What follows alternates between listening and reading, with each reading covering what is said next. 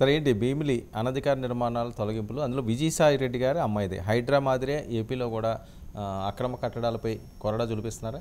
అంటే it is more than Hydraa అండి. హైడ్రా అనేదేమో జలాశయాలు, ప్రభుత్వ అక్రమాస్తుల నిర్వహణ అంతవరకు. ఇక్కడేమో coastal protection zone, regulation zone, CRZ, సముద్ర తీరాన్ని కాపాడుకోవడం ఒక ముఖ్యమైన అంశం. విశాఖపట్నంలో ఉత్తరాంధ్రలో భూముల ఆక్రమణ అనేది ఒక పచ్చి నగ్న సత్యం అండి. ఇంకా అక్కడ ఇంకా దాని మీద రెండో మాట ఏమీ లేదు. ఇప్పుడు ఒకటి ఈ మహిళలకు సంబంధించి వస్తున్న ఫిర్యాదులు, భూమికి సంబంధించి వస్తున్న ఫిర్యాదులు జరిగాయి వైసీపీ హయాంలో. ఎక్కడ ఎవరు దొరికారు దొరకలేదు, ఎక్కడ ఏమున్నాయనే సమస్య తప్ప ఆ విషయంలో ప్రభుత్వం చాలా అలసత్వంగా ఉండింది. అవన్నీ చాలా జరిగాయి. అందులో ముఖ్యంగా విజయసాయి రెడ్డికి అది కేంద్రం. విజయసాయి రెడ్డికి, వైవి సుబ్బారెడ్డికి, ఇంకొకరిద్దరు వైసీపీ నాయకులకు. ఇప్పుడు ఆయన కుమార్తెకు సంబంధించింది. ఇదివరకు కోర్టుకు వెళ్ళారు, కోర్టు తక్షణం చర్యలు తీసుకోవద్దని చెప్పింది, ఇప్పుడు తీసుకోమని చెప్పింది. సో మీరు ఇంకోటి కూడా గుర్తించాలి, కోర్టు ఇప్పుడు కూడా మీరు వెళ్ళి కూల్చేయండి అని చెప్పలేదు.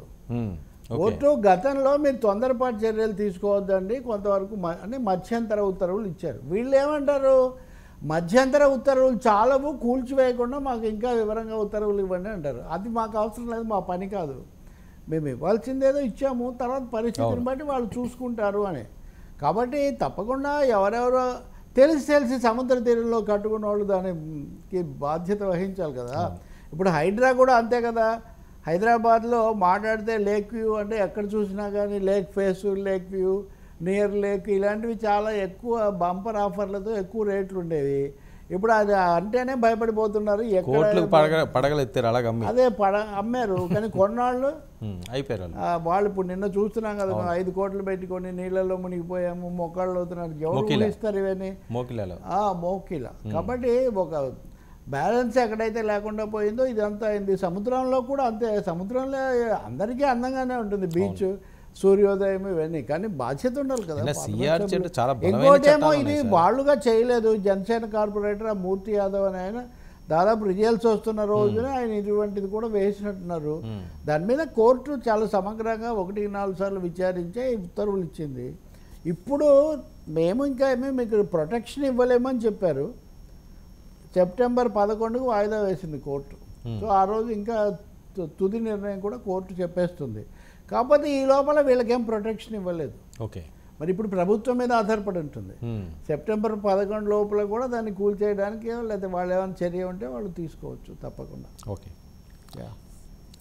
తప్పకుండా విజయసాయి రెడ్డికి కూడా ఇది ఒక పెద్ద ఇబ్బందికరమైన పరిస్థితి కదా, రాజకీయంగా, నైతికంగా. విజయసాయి రెడ్డి దెబ్బ పడినట్టేనా విశాఖలో? కోర్టు ద్వారా కూడా, అది కూడా కాకుండా కోర్టు ద్వారా, జనసేన కార్పొరేటర్ ద్వారా ఇది పడటం అన్నది ఇప్పుడు చాలా ఇదవుతుంది.